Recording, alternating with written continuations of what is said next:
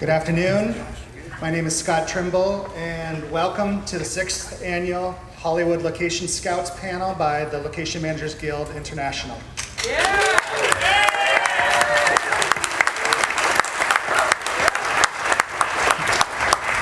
We are the people who work with the director and the production designers to figure out how the story will be filmed out on location, out in real life.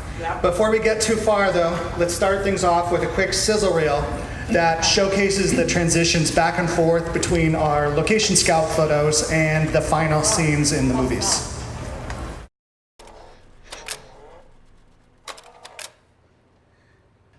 What's going on? I got it. Guys.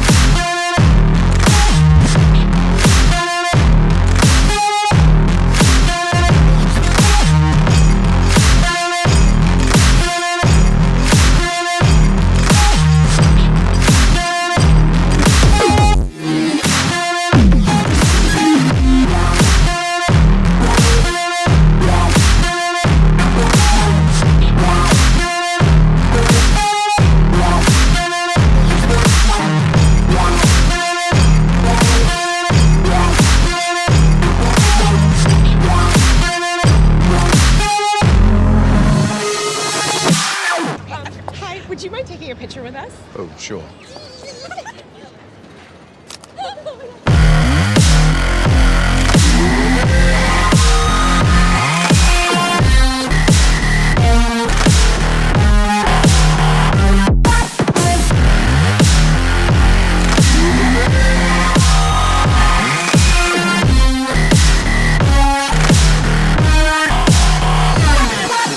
Ladybird.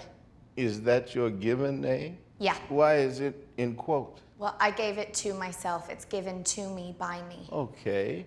Take it away, Ladybird.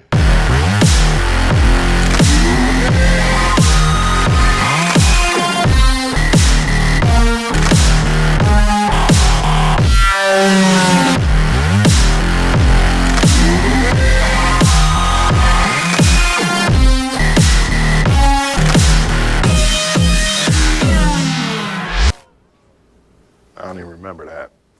Yeah. Greenpeace does.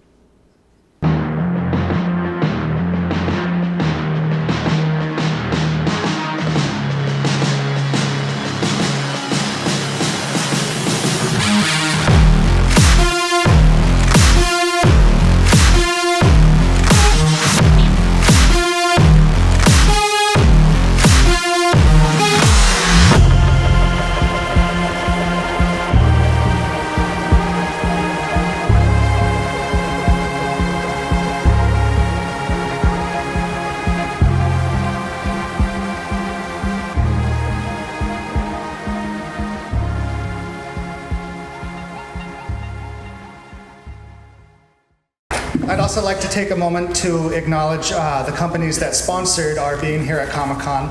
All of them are film industry vendors that we use every week on a film production, so it kind of gives you some insight into what we do as well. Big Bear Mountain Resorts has skiing and year-round activities, and they were also a filming location for Hot Tub Time Machine and countless TV commercials.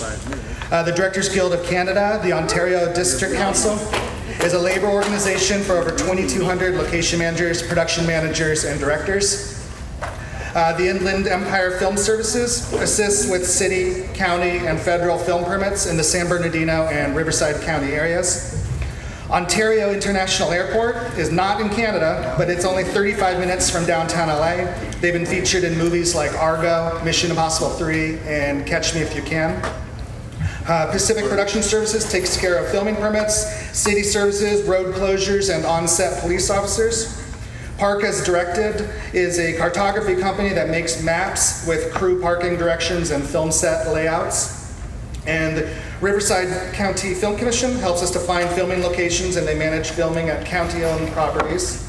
And finally, White's Location Equipment Supply is a Toronto-based rental company of catering, tents, porta potties, safety gear, and more. So our past LMGI panels have often featured location managers from outside of Los Angeles, but this is the first time that we have representation from 4 countries: Australia, Canada, United Kingdom, and the United States.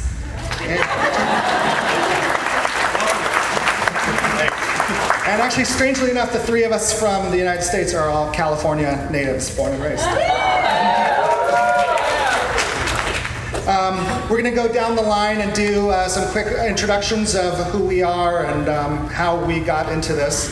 My name is Scott Trimble, and I grew up in the San Francisco Bay Area, and I graduated from UC Berkeley with a degree in archaeology. Yeah, I was actually pre-med, and if I had continued with that, I would have been the 6th generation in the medical field, but instead I am now the 1st generation working in Hollywood. I worked my way up as a background extra and a PA, and then eventually got into location scouting and kept working my way up that way. I've worked on franchises like Star Trek, Star Wars, Marvel, DC, Transformers, Terminator. And most recently, I've been working on Too Old to Die Young by Nicholas Winding Refn, Bad Times at the El Royale by Drew Goddard, and She's in Portland by Mark Carlini, which I also co-produced.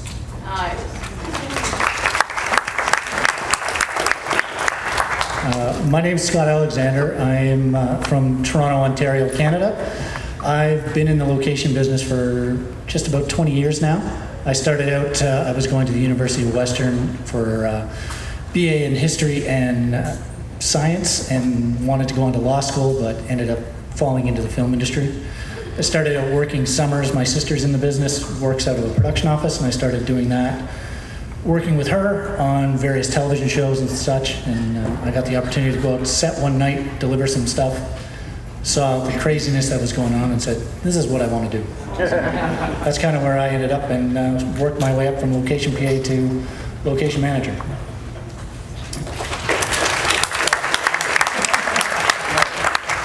G'day everyone, I'm Duncan Jones from Australia. I live on the Gold Coast, Australia. We've got a studio on the Gold Coast, so that's where I base myself out of.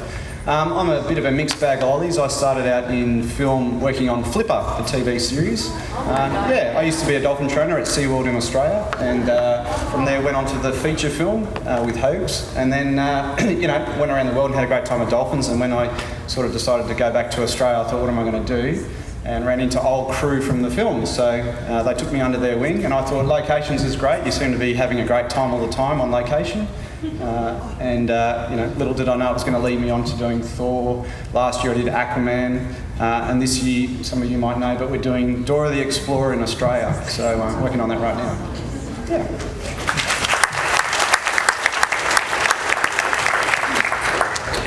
My name's Manny Padilla. I grew up in the San Gabriel Valley in Los Angeles.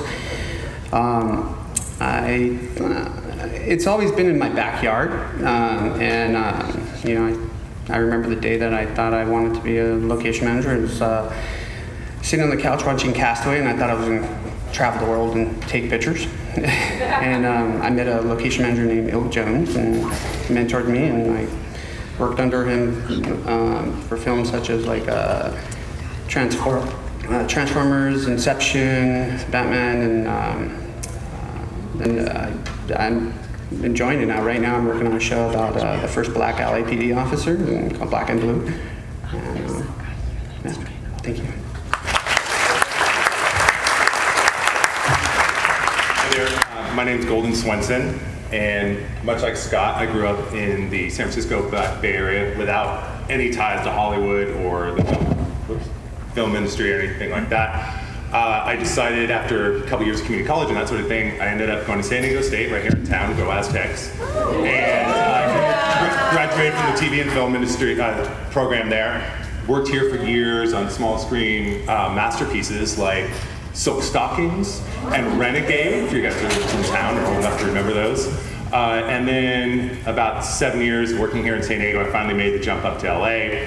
met Duncan Jones, same guy that he just mentioned, who is a little giant in the location manager industry because he's 6'7". I also, about that same time, met the producers of Survivor, did 8 seasons on that, got to travel around the world, and have bounced between features and reality and TV, and still doing it, working on a film now that I can't name. Hello, I'm Georgette Turner. I'm from the UK, as you heard earlier. So I trained as an actress and had visions of being the leading lady, but kept getting cast as a hooligan or a nurse. So yeah, that shattered my illusions. So then I went to work in a Doctor Who shop, and the lady that ran the shop was also an actress and got me in with an agent. And I started doing background work and then worked my way up through the film industry into location managing.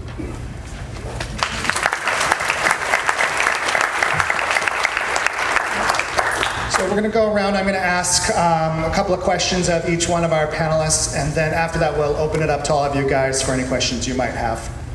So we'll start off first with Manny Padilla, and please give everybody here a summary of what it is exactly that we do. What is the process that we go through prep and scouting, filming, and wrap? So the process, what we do is we take the writers, directors, and production designers' creative vision and we kind of turn it into a reality. And the process of that is, in the beginning, we get a script, we break it down, make a location breakdown, figure out what's real, and sometimes even what's not real we'll be scouting for. Go out, give a selection to the director and the production designer of options, and narrow it down. After we've selected our locations, we go through the process of starting to permit them, lock them down, and everything you could think of from a permit to a trash can, to a parking lot, to make sure it's kind of like a moving circus. And after we lock all that in, and we film there, and on set we have everybody from a fireman to a police officer to safety engineers. And after we're done filming the movie or the TV show, I think one of the most important things is preservation. So after we're done with that process, we make sure that we put everything back the way it was, if not better. Especially, I mean, we could be in a national park to the middle of a downtown area. So, kind of. Excellent. So, Georgette, while working in London on the Tom Cruise movie Edge of Tomorrow, you were part of the team responsible for overseeing a stunt that had never been attempted before. Please tell us what that was and tell us more about how we pull off these kind of incredible logistical challenges.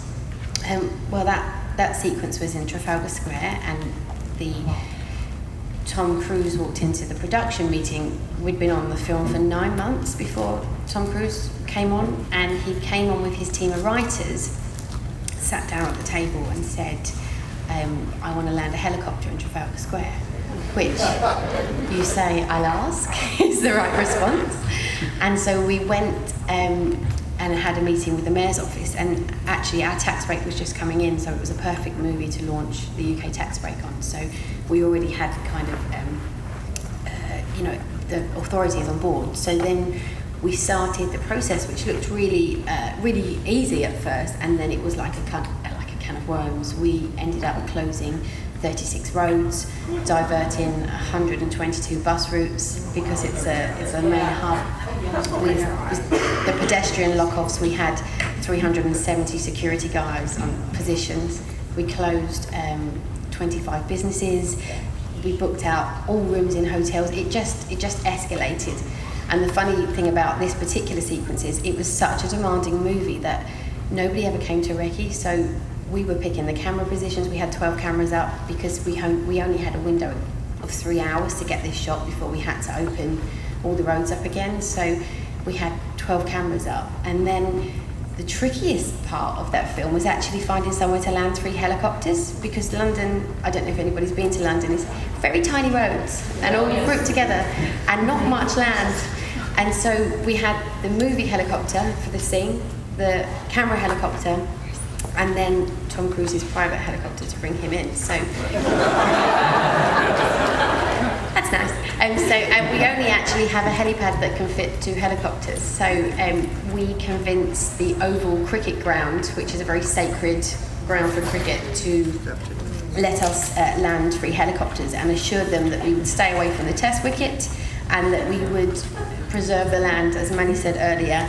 And unfortunately, the helicopter that we were using for our action was flown by the RAF, which is a wonderful Puma beast of a helicopter. And sometimes things go wrong with 40-year-old helicopters, and it crash landed into the Oval, along the test wicket, and hydraulic fluid landed and went 10 feet down the ground. So that was quite a costly putback. The scene was marvellous, the film would be fine, but the ashes was, it nearly never happened. But it was all fine in the end. Thank you.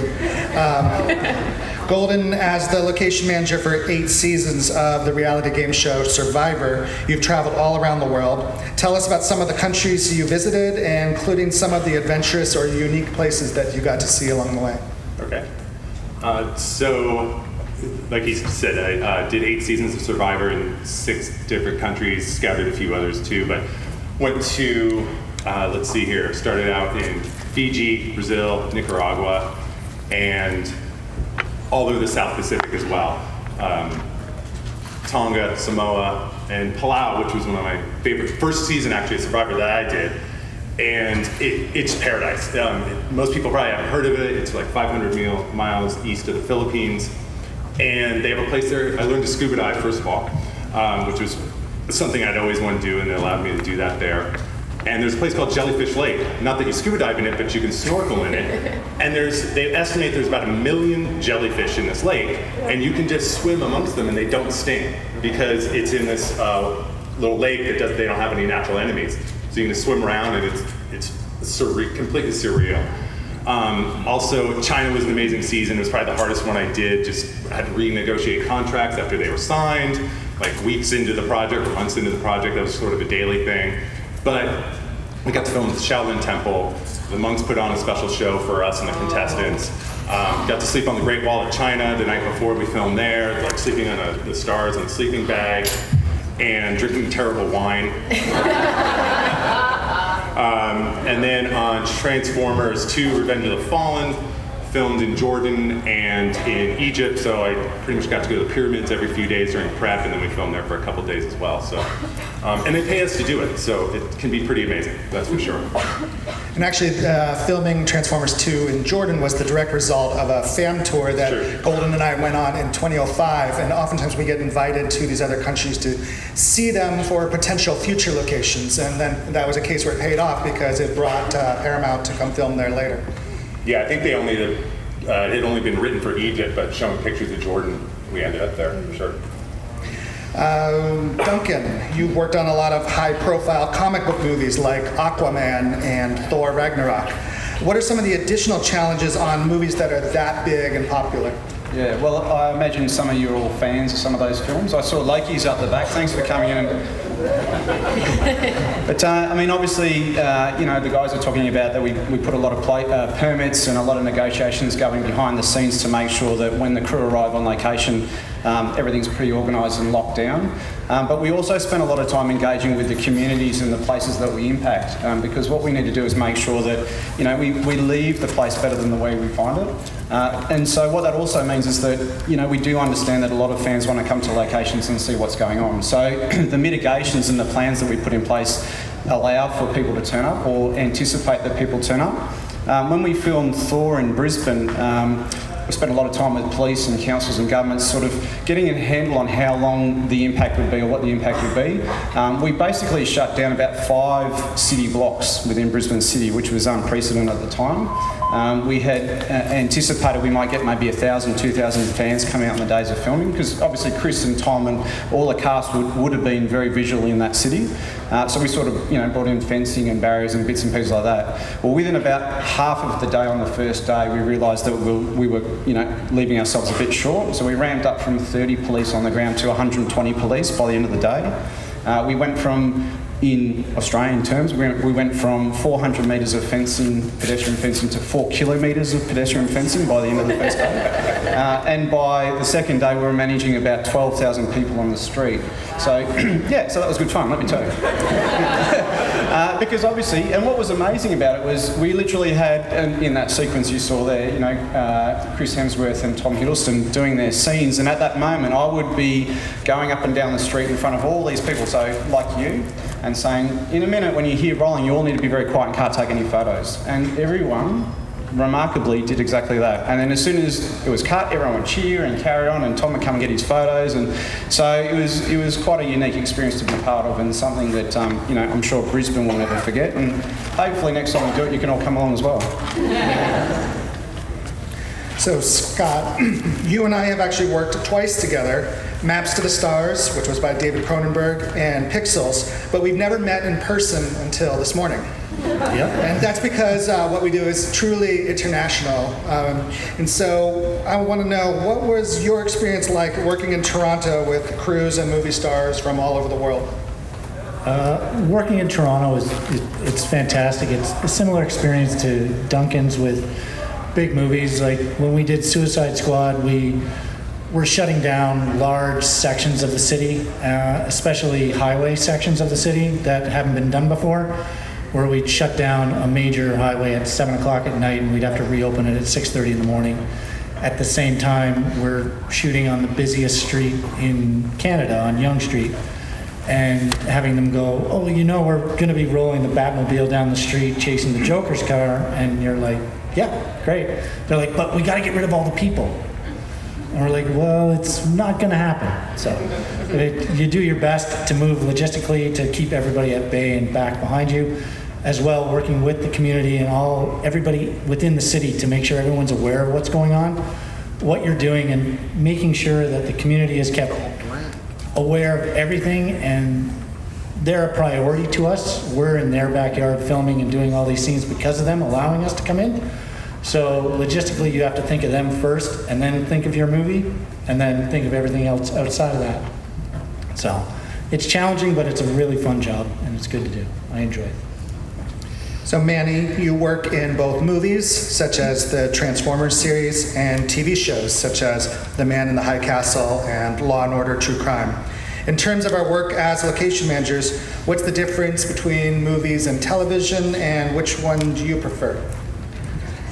So, with a feature, usually you can have 6 months, a year to prep and find the locations and go through them. And that could be really rewarding because you get to travel, you get to see things, and you get 12 of the best options. And then with television, you get 7 to 10 days to do that. So they're the same but very different. Sometimes on a feature, you could be looking for a gas station and you'll find 10 gas stations that are the period they're 1969 gas station. And then on TV, you'll need a gas station, and if we're shooting, say, Universal, and they say, hey, you got 10 miles around Universal, you want to be able to go. You might not be looking for a gas station. You might be looking for a donut shop. And so you have to be creative and fast to be able to figure out how to turn that donut shop into a gas station because it has the right elements. So it's very different, but same at the same time. If I had a preference of which one I prefer, I enjoy them both. They're different. Television gives me time to be near a stage where I can see my family. I have 2 little ones, so if I was on a feature and I was out of town for 5 months, it's like I was in Detroit for just about 6 months. So sometimes you don't get to see your family. So there's rewards on both ends. So I don't have a preference. I enjoy them both. Duncan, since the scale of film productions are getting so big, what's it like in terms of environmental concerns, especially when we're filming at national parks or big natural landscapes? So how do you manage and mitigate the impact out there? Yeah, so Aquaman last year we had an on-location crew in the main unit team.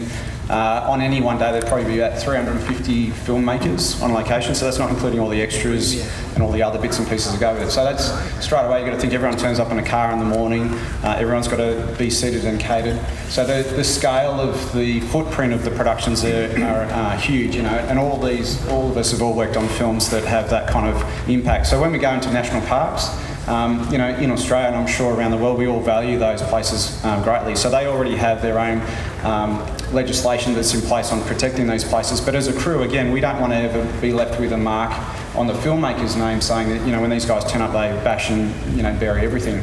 So there's a huge amount of pre-work that goes into assessing what impacts might be on a location, including the environmental impacts. And we work to, you know, mitigate those. And that ranges from everything from simple things like putting sandbag tracks in place so people don't, you know, bash the ground, or matting, fencing, corralling crews, having very detailed mapping and planning so that crews know where they can and can't go. Right through to, like right now we're working on a location that has a koala habitat associated. So to mitigate impacts there, we brought in a university group to do a study on the impact of the koalas that the crew might have on that location. So we check and balance the whole way through so that at the end we've left the place again better than the way we found it. Anyone know anything about koalas here? Because I can take you on board right now. Welcome, come on over. And Golden, you share a rare piece of trivia with one of our 2014 panelists, Chris Baugh. The two of you have actually both filmed different movies right here at the San Diego Convention Center. Please tell us about the movie that you did and what that experience was like here. The movie itself was somewhat forgettable, but it's called The Last Ride, and I had already moved to LA from San Diego here, and I came back for one last job. And it was kind of a Fast and Furious TV movie. But the cool thing about it is it starred Dennis Hopper, who I've always been a big fan of, and he was great. It's in his later years, but he's just a consummate pro. The setup here was there was the premise of the show itself. They were car thieves, and there was a sports car show here. It was down in Hall H. And they're going to steal a car from the car show. So after many meetings with the contacts here, assuring them that we were not going to destroy Hall H, they let us film in there, and the gag was that they stole the car, they literally drove it out the back doors, and then jumped it off one of the loading docks. So it went without a hitch. So it was all well and good, I guess. And Scott, please tell us about some of the less glamorous aspects of location management. What are some of the unusual challenges that we have to face? One of the biggest challenges is making sure there's enough washrooms for the entire crew that's out there every day. You have to locate where the lunches are going to be, how you get them there quickly to and from is the best thing. They need to eat their meal and then get back to set to film so you can have a productive day. We have that. You've got your road closure setups. You've got your cops that you have to book, your special permits you have to get. But definitely washrooms is one of the most less glamorous aspects that we have to deal with and constantly maintain. Georgette, let's finish this off with some of the rewards. What are some of the truly wonderful things about the work that we do? The money is nice. And we get to go and see things that you can't even imagine that you're going to see. I've filmed in very posh, stately homes and seen private Monet connections. You know, there are all sorts of weird and wonderful things that you learn. I was talking about protecting areas earlier. I know so much about sand lizards that I never thought I would learn, but I can tell quite a few different varieties now, working on trust land. You know, I worked on Harry Potter, and I was very young when I started when I was 21, and those books are obviously very meaningful to me because I read them growing up. So to then be there on the sets and seeing, you know, the things that you've imagined come to life, it's very touching. It can be very it stays with you. We love our job, otherwise we wouldn't do it. The hours are demanding, the not knowing if you're getting another job, and the competition, and not really having a social group. We've got the NMGI, thank goodness, but you are on your own, and sometimes you're out scouting on your own, and it can be lonely. And I'm a mum of 2, so I try to work when I can, but obviously having the children, you've got a very demanding job and a very demanding home, but the rewards are absolutely amazing, and you create families within your jobs. So the people that you meet, they stay with you. You stay in contact, and that's a lovely thing, because it's not 9 to 5. You spend so much time with people that they just become part of your life. And I've been very lucky to have some really good colleagues that are now my family. You're part of our family now. The Aussie family. But not Duncan. We're about to open up for questions, but I'll just add on to what Georgette said, because I love what we do, and I agree with her. It's the places that we get to see is incredible, because we get special access, that if I had just some regular job, I would never have any business going to.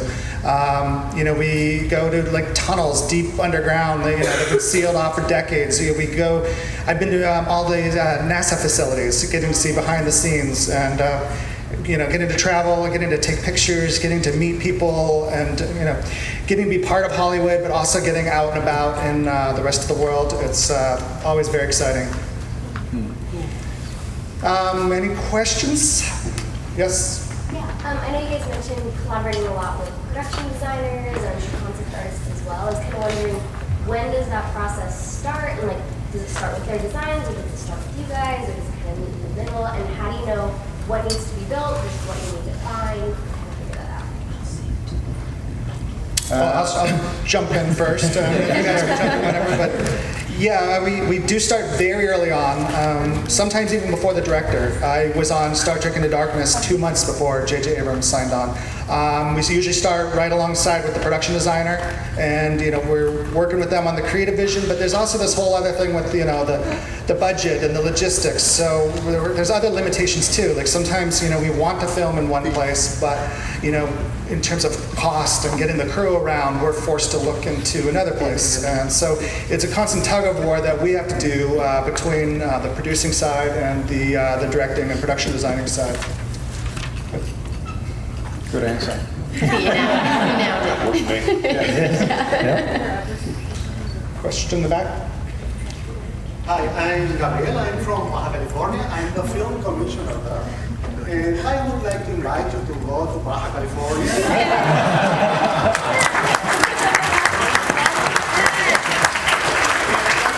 My business card. Great. Thank you. Thank you. We have land to dovetail off most of Baja California. We have land outside of Austin, Texas. And I was just wondering, aside from the Austin Film Commission and some of the other film entities that are around that you can say, we have land that you can use, lots of it, lots of acreage. How do we get on your radar? Well, that's definitely the good first step is your local film commission.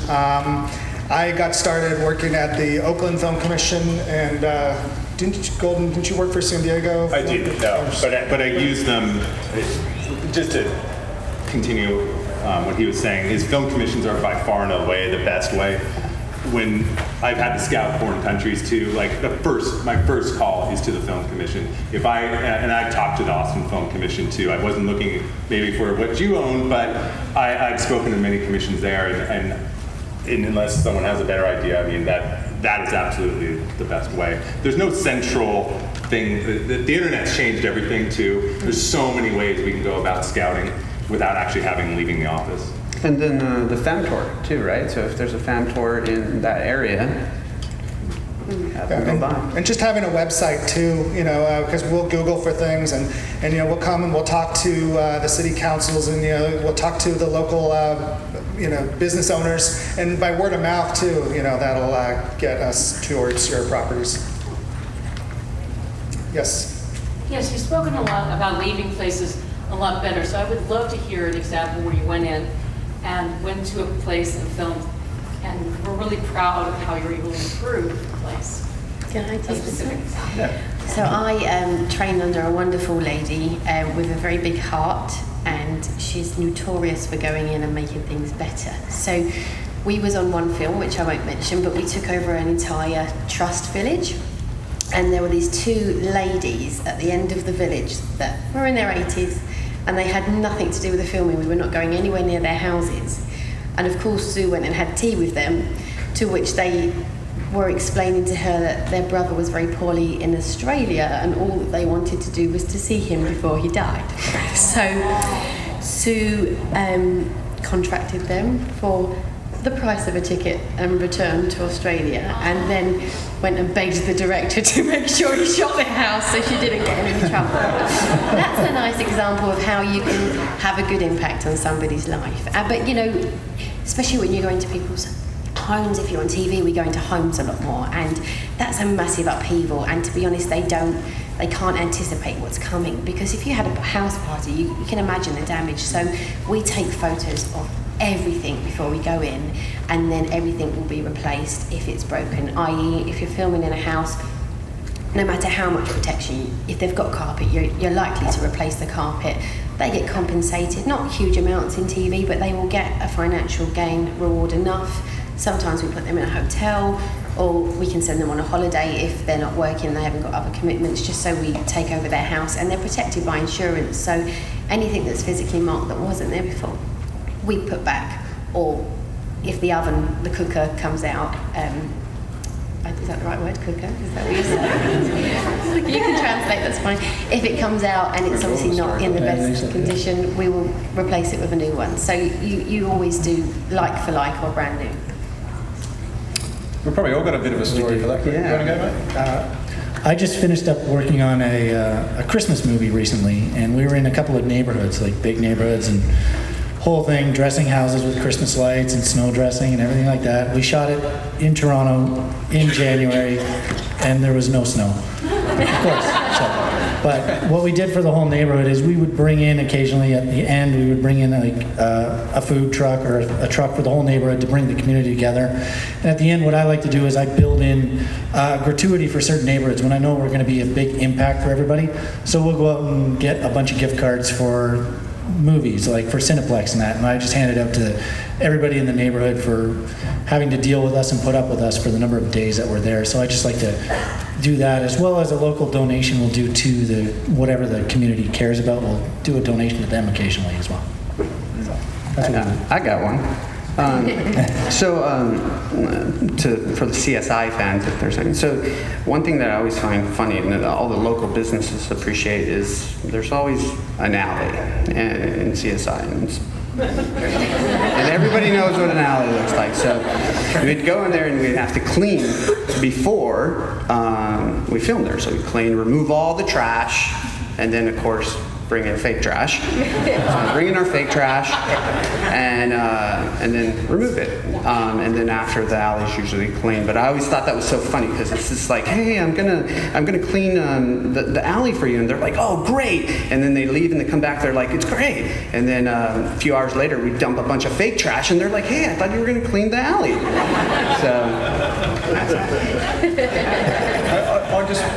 I'd like to add that the way that we all work is we sort of try to tick the 4 boxes, which is the social benefits, the economic benefits, which is what we've all been talking about, the environmental benefit, because we can always leave, Aquaman, we spent a lot of money on a local Indigenous group to do research on their own cultural values of an area in particular. So we gave them $25,000 to go off and have an archaeologist come and study a piece of land that they'd never had the money to do that study. So it's economic as well as cultural benefit. And then there's the social. So again, we've all been talking about the social benefit of the local businesses down the road, not just getting money, but also being proud of us having a film in their backyard. So they'll be talking about that years long after we've all got grey and forgotten about it, but they'll always be proud of that moment. So we try to always tick those 4 boxes if we can. Right here?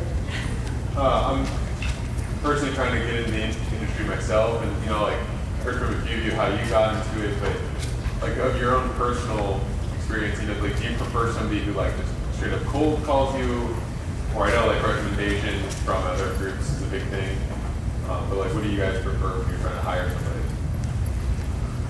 The cold calls definitely work, but you got to find the right balance between doing it enough times that we remember, because we're often super busy and we might not get back to you right away, but then not doing it too many times that it's become annoying. But you definitely follow up, because we will remember. And we like people that are eager. We like people that are smart. I mean, your motivation to do a good job is far more worthwhile than certain book knowledge. So that's always helpful. I was just going to say, be tenacious and persistent, because that will get you remembered too. If you're the guy that keeps coming back, instead of just sending your resume or whatever to one of us one time, we may not look at it too hard. But if we keep getting it, or keep calling us, whatever it is, that works.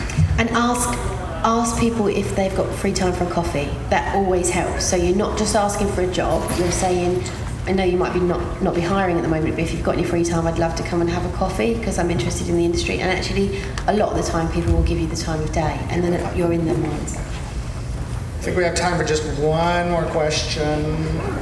Right here. Thank you. I would love to hear about how the evolution of digital effects has changed the way you look at locations. Well, I would say digital effects have opened up the spectrum for a lot of locations you would be hesitant to go into. So a lot of sensitive areas that you necessarily were like, oh, we want to blow up that and make that, you would do it practically, but now with digital they can enhance it and they can do it so you have a much smaller effect going on, so it actually opens up a lot more sensitive locations to it, I find anyway. Yeah, I mean, technology across the board is changing filmmaking. I was talking to a friend the other day, and when I first started out, which is really not that long ago, but we're a bit behind in Australia, they used to give us bags of 20-cent pieces because there was no mobiles on the crew. So we used to go down to the local thing and put our coins in and call production office and get updates of what things were. So, this tool here is radically changing filmmaking, which then goes into digital effects and everything else. So we all have to work a whole lot different nowadays, which makes it, it's fun. It keeps us stimulated. We're learning as well as the guys who are doing the digital effects are learning as they go as well. Yeah. I was going to say, besides the director and production designer, the visual effects team is someone we work directly with now because they're so integral to the process of all these movies that are so big nowadays. I think we'll sneak in one more quick question. I had to be aggressive. Hi, everyone. Thank you for coming. I just wanted to introduce myself to let you know that I joined LMGI. So, right now, but the reason why I wanted to join was because my IP that I have, that's actually in a legal huge battle right now, so I have to wait for it to kind of go through the legal motions. I wanted to segue and actually do work that I'm passionate about since I'm a writer, director, producer, because I have to do location scouting for all my productions that I do. And so I wanted to offer myself to the Location Managers Guild so that everyone knows that I'm here. Ed Duncan knows that I'm here, but I just wanted to say thank you for coming. And if I could please give you my business cards to let you know that I'm accumulating hours while something else is working out. I'd love to work with you. Thanks. Yeah.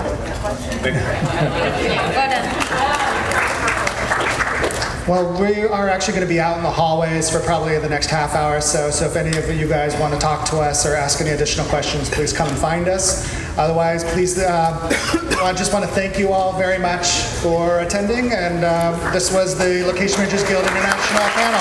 Thank you. Yeah, thank you very much. Thanks.